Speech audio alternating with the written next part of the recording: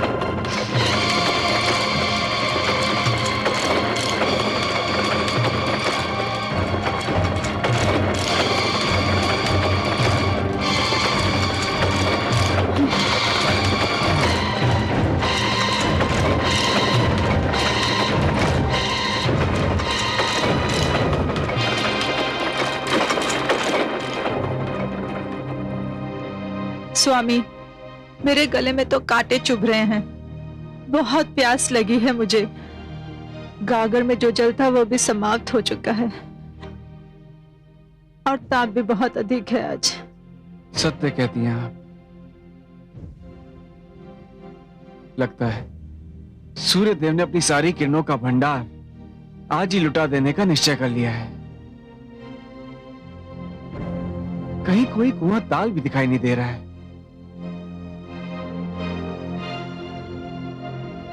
स्वामी, वह देखिए, वहां एक कुटिया दिखाई दे रही है।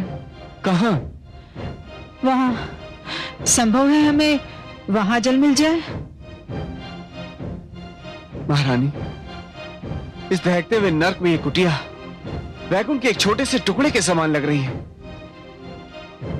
वहां अवश्य में प्यास बुझाने की सामग्री मिल जाएगी। शीघ्र चलिए स्वामी। चलिए। चला। हाँ।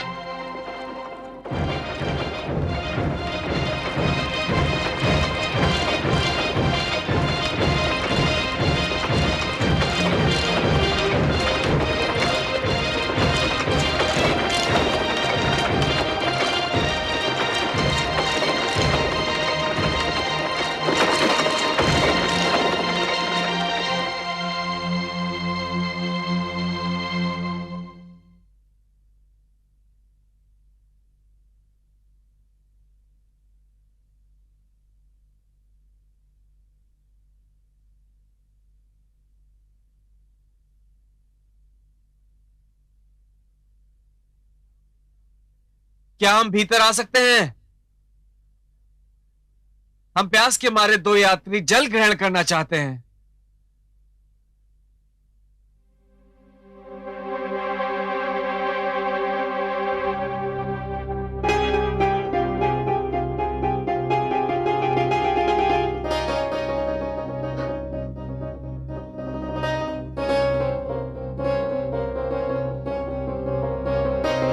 पधारिए यात्रीगण। ऋषि की कुटिया के द्वार तो सबके लिए खुले होते हैं। प्रणाम ऋषिदेव। प्रणाम ऋषिवर।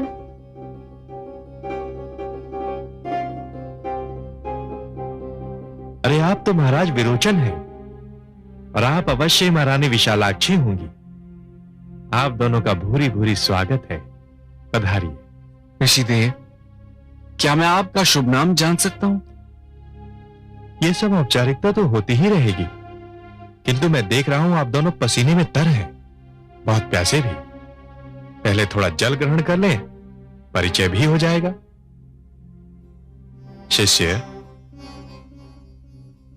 अतिथिगण की प्यास बुझाने का प्रबंध करो। क्या तुम देख नहीं रहे कितने प्यासे हैं दोनों?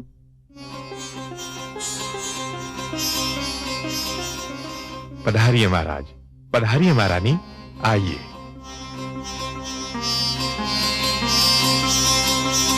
पधारिए, आइए।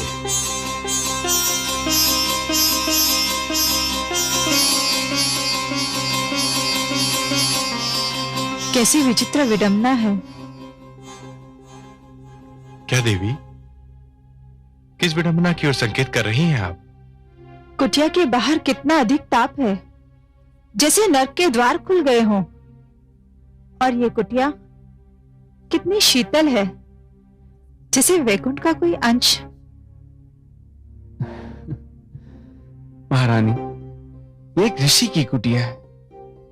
शीतलता यहां न मिले तो फिर संसार में कहीं नहीं मिल सकती।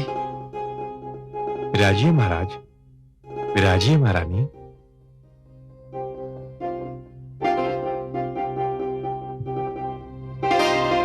लीजिए, जल आ गया। अतिथिगण जल ग्रहण करें। ये जल भी बहुत शीतल है, सारे जीवन की प्यास बुझा देगा। मुझे विश्वास है ऋषिदेव। लीजिए स्वामी।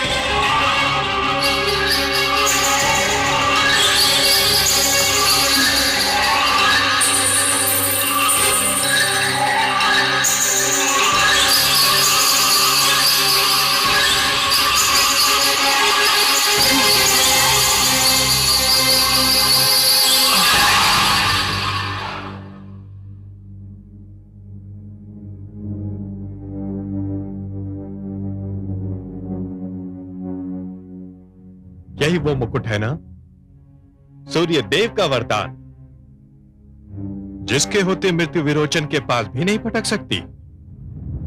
शिष्य मलयकेतु, फेंक दो इसे ले जाकर कुएं की गहराई में। शीघ्र हमारे आदेश का पालन हो। जाओ। जो आगे देवराज।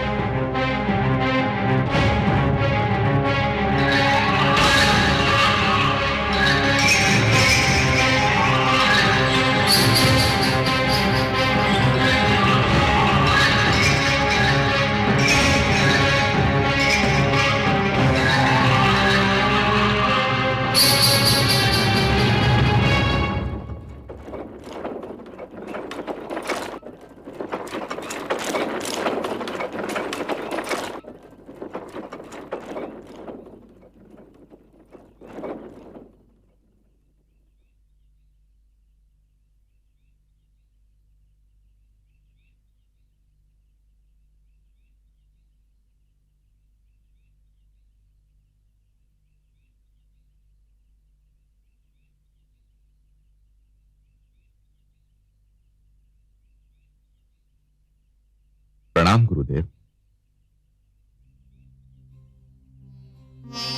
आयुष्मान भव।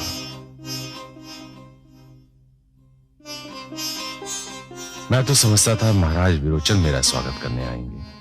वही आते गुरुदेव, परंतु महाराज विरोचन महारानी सहित पुत्र बलि के गुरु दक्षिणा समारोह में सम्मिलित होने के लिए कामरूप देश चले गए हैं। कब? आज ही गुरुदेव। परंतु वे दोनों अकेले ही चले गए गुरुदेव। अकेले ही चले गए? हाँ गुरुदेव, मैंने उन्हें बहुत कहा कि सेना की टुकड़ी उनके साथ भेज देता हूं, परंतु महाराज विरोचन माने ही नहीं। सेना नहीं ले गए? यह तो शुभ नहीं हुआ। शिष्य विरोचन से भारी भूल हुई है। गुरुदेव, मैं कुछ समझा नहीं। परंतु मैं समझ गया। पुत्र आह्लाद, हमें तुरंत उसी ओर चलना होगा जिधर शिष्य विरोचन गया है। परंतु क्यों गुरुदेव? उसके प्राण घोर संकट में है। क्या? तनिक भी विलंब हुआ तो इस विलंब का प्रायश्चित कठिन हो जाएगा। आओ मेरे साथ। चलिए गुरुदेव।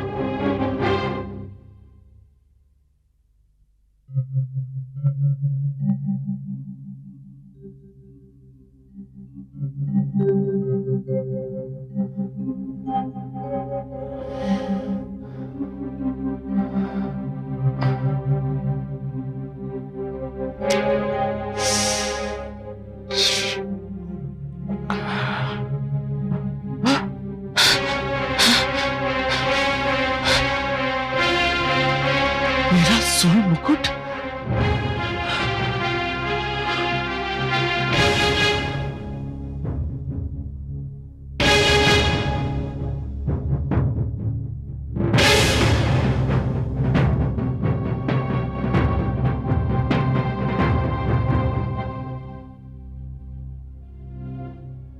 इंद्रदेव, आप? हाँ, मैं। ये सब क्या है? क्या चाहते हैं आप? कुछ अधिक नहीं। मैं केवल यह चाहता हूं कि तुम अपना वो निर्णय लौटा लो जिसके अंतर्गत तुमने अपने राज्य में विष्णु के अतिरिक्त शेष सभी देवताओं का पूजन बंद करवा दिया है। क्यों? भगवान विष्णु की पूजा से आपको क्या आपत्ति है? भगवान विष्णु की पूजा पर हमें कोई आपत्ति नहीं, परंतु अपनी पूजा न होने पर हमें अवश्य आपत्ति है। ये वर्षों से चली आ रही परंपराओं के प्रतिकूल है। परंतु मेरे विचार में यह सर्वथा नियमों के अनुकूल है।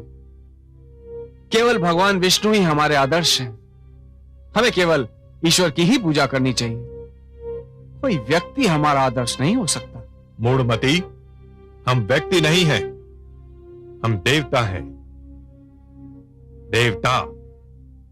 मैं जानता हूं कि आप देवता हैं, पर क्या मैं जान सकता हूं कि देवता होकर आपने इतना गिरा हुआ कार्य क्यों किया? क्या गिरा हुआ कार्य किया है मैंने? ऋषि का वेश धारण करके प्यासे यात्रियों को ठगना क्या देवताओं को शोभा देता है? यह नीति है। यदि नीति के नाम पर देवता भी छल करने लग पड़े तो मानवों दैत्यों और देवताओं में अंतर ही क्या रह जाएगा? विवाद में समय नष्ट मत करो सम्राट विरोचन। तुम अपना निर्णय वापस लेते हो या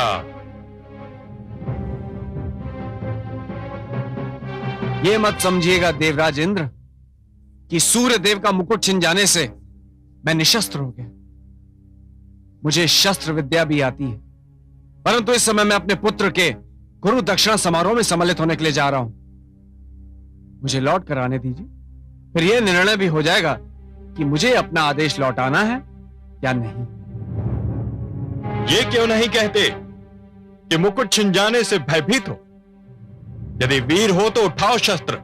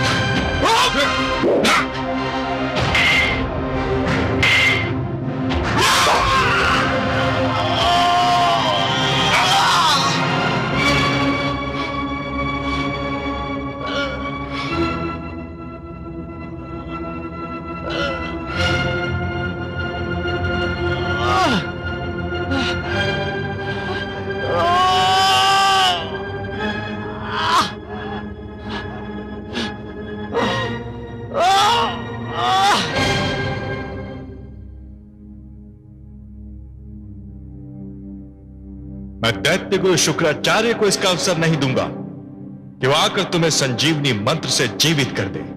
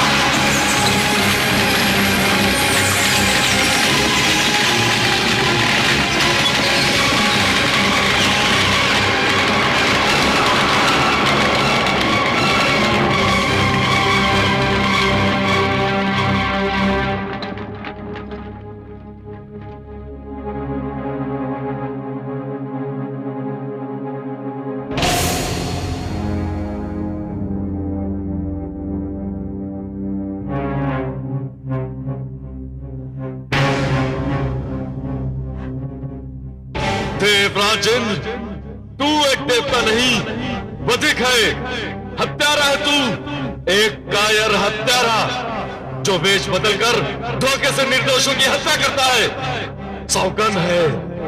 सौगंध है मुझे अपने पिताश्री की आत्मा की, जिन्हें तूने छल से मार दिया।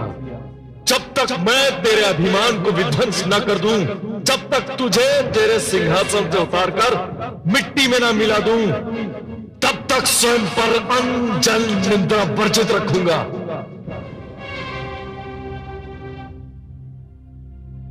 इतनी निशंसता, ऐसी निर्ममता, धिक्कार है इन देवताओं पर, धिक्कार है। गुरुदेव, मुझे आपको गुरु दक्षिणा देनी है। मैं दूंगा गुरुदेव, अवश्य दूंगा। आप जो मांगेंगे वही दूंगा। परंतु हत्यारे इंद्र से अपने पिताश्री के वध का प्रतिशोध लेने के उपरांत मैं समझता हूं शिष्य, इस समय तुम्हारे मन पर जो बीत रही है मैं उसे भली भांति समझ रहा हूं। तुम गुरु दक्षिणा की चिंता छोड़ दो। मुझे स्वयं तुम्हारे पिता विरोचन की हत्या, ऐसी निर्मम हत्या का समाचार सुनकर बड़ा धक्का पहुंचा है। मैं सोच भी नहीं सकता था कि देवता इतने हृदयहीन होंगे कि किसी को भी मारकर जलाकर राख भी कर देंगे। गुरुदेव, मुझे तब तक चैन नहीं आएगा जब तक मैं समस्त देवलोक को जलाकर भस्म न कर दूं। गुरुदेव, कृपा करके मुझे देवलोक जाने की अनुमति दीजिए। तुम देवलोक जा रहे हो अकेले? हाँ गुरुदेव, मैं अकेला ही देवलोक जाऊंगा। नहीं, हम सब तुम्हारे साथ चलेंगे। नहीं गुरुदेव, मेरे पिताश्री की हत्या हुई है और उसका प्रतिशोध लेना मेरी व्यक्तिगत समस्या है। मैं देवताओं की भांति कायर नहीं हूं, मैं उन्हें ललकार कर मारूंगा। गुरुदेव, आप कृपया करके मुझे अनुमति दीजिए। विजयी भव।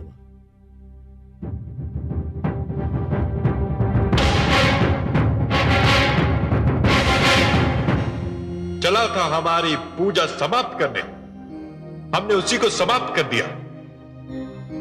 आज समस्त देवलोक दीपोत्सव मनाएगा, क्योंकि हमारे शत्रु का जीवन दीप बुझ चुका है। देवराजेंद्र,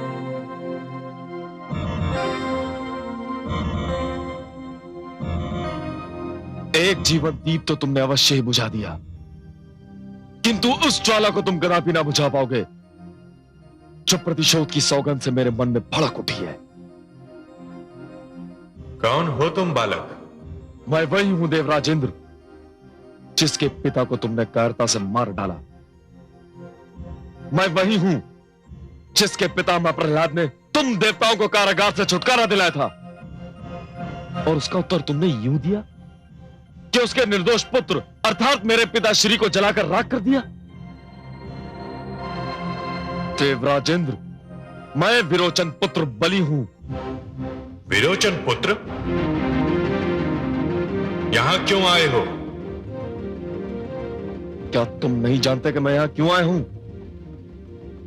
मैं तुम्हारी इस भारी सभा में यह घोषणा करने आया हूं कि जो संधि मेरे पितामह प्रहलाद ने की थी, वो संधि अब मैं समाप्त करता हूं।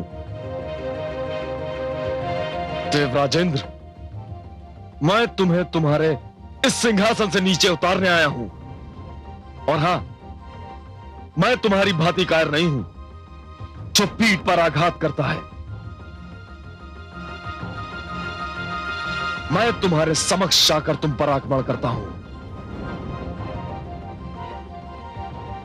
लो, संभालो मेरा वार।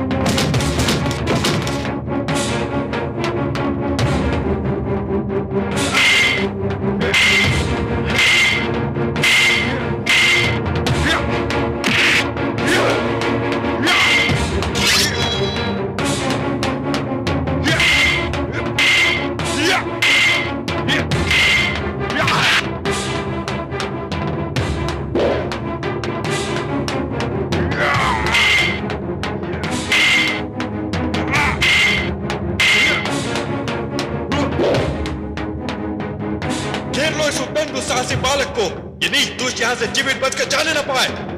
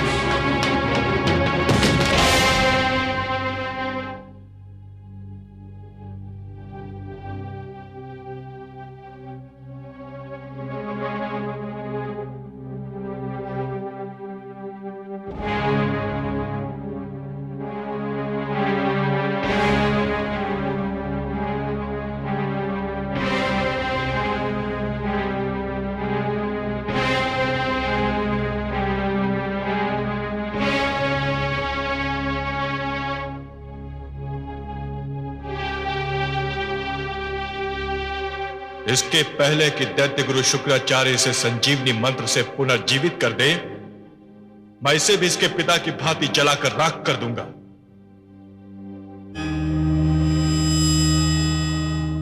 रुक जाइए देवराज इंद्र, रुक जाइए। लक्ष्मीपति आप? आज तो आपने देवत्व की परिभाषा ही बदल दी देवेंद्र। आज तो ऐसा लग रहा है कि देवत्व और पशुता एक ही अर्थ के दो शब्द हैं।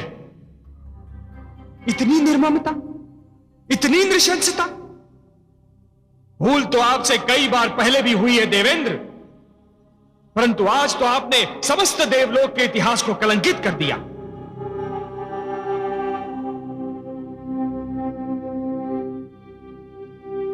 आपकी इस क्रिया ने देवत्व का सिर झुका दिया है देवेंद्र। यह क्रिया नहीं है सर्वेश्वर, प्रतिक्रिया है। दुष्ट विरोचन ने जो किया, हमने उसी का प्रत्युत्तर दिया है। और क्या किया दुष्ट विरोचन ने? उस अधम ने तो हमारी पूजा बंद करवा दी थी। आप तो देवता हैं, आपको तो यह ज्ञात होना चाहिए देवराजेंद्र कि पूजा किसी के प्रति स्नेह और श्रद्धा की ऐसी भावना है जो यदि मन में जन्म ले तो कोई उसे दबा नहीं सकता, परंतु यदि मन में जन्म ना ले तो कोई उसे उत्पन्न भी नहीं कर सकता। परंतु हे पद्मनाभ, हमारी पूजा तो न जाने कब से निरंतर होती चली आ रही है। यज्ञ में समिधा डालते हुए नाम लेने को आप पूजा कहते हैं देवराजेंद्र? चरणों में फूल चढ़ाने को आप पूजा कहते हैं देवराजेंद्र? हाथ जोड़कर शीश नवाने को आप पूजा मानते हैं? नहीं देवेंद्र, यह पूजा नहीं है। पूजा तो दिखावा ना करने का दूसरा नाम है। अच्छे विचार हैं पूजा, अच्छे कर्म है पूजा। दूसरों की सेवा और परोपकार का दूसरा नाम है पूजा। केवल अपने लिए नहीं, अपने चहु ओर बसे हुए संसार के लिए जीना, यह है पूजा। किसी और की पीड़ा में तड़प उठना है पूजा। और मुझे खेद है देवराजेंद्र कि आप पूजा, पूज्य और पुजारी के अर्थ को ही भुला बैठे। और इसीलिए है देवराजेंद्र, जिस प्रकार अपने मार्ग में चट्टान को खड़ा पाकर नदी की धारा अपनी दिशा को बदल लेती है, उसी प्रकार आपके इस अहंकार को देखकर मैं भी आपसे अपना मुख मोड़ रहा हूं। हे सर्वेश्वर, ऐसा मत कहिए। आप में रहे तो हम मानव से भी अधिक शक्तिहीन हो जाएंगे।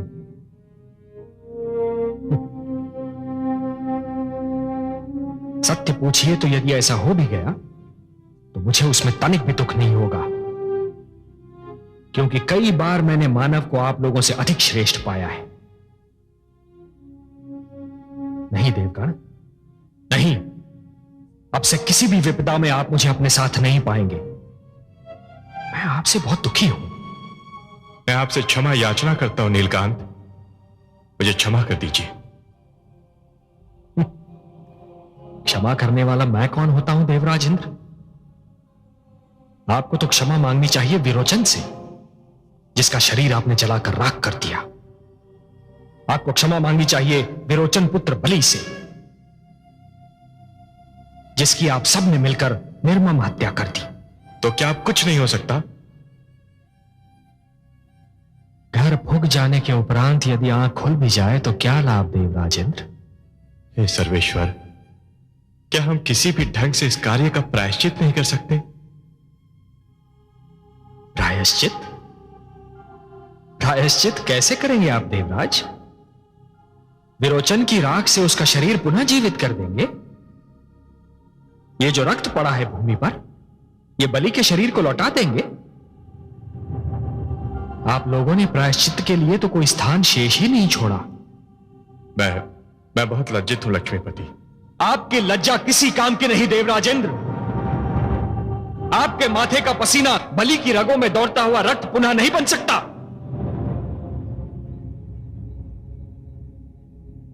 एक शिष्टाचार शेष रह गया है, केवल एक शिष्टाचार, जिसका प्रदर्शन आप कर सकते हैं, बल्कि उसका प्रदर्शन आपको करना ही चाहिए। यद्यपि उससे आपके अपराध का भार कम नहीं होगा।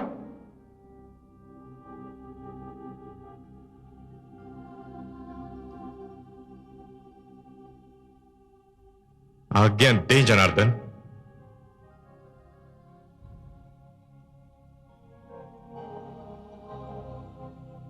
बलि के पार्थिव शरीर को वहां पहुंचा दो जहां उसकी दुखियारी माता बिलख रही है, जहां उसके गुरु शुक्राचार्य शोकाकुल खड़े हैं, जहां उसके ताया श्री आह्लाद अश्रु पीने का असफल प्रयास कर रहे हैं।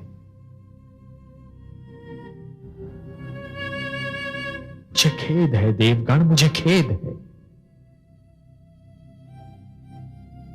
और यह भी जान लीजिए कि आज का दिन देवलोक से, विशेषतः आप लोगों से,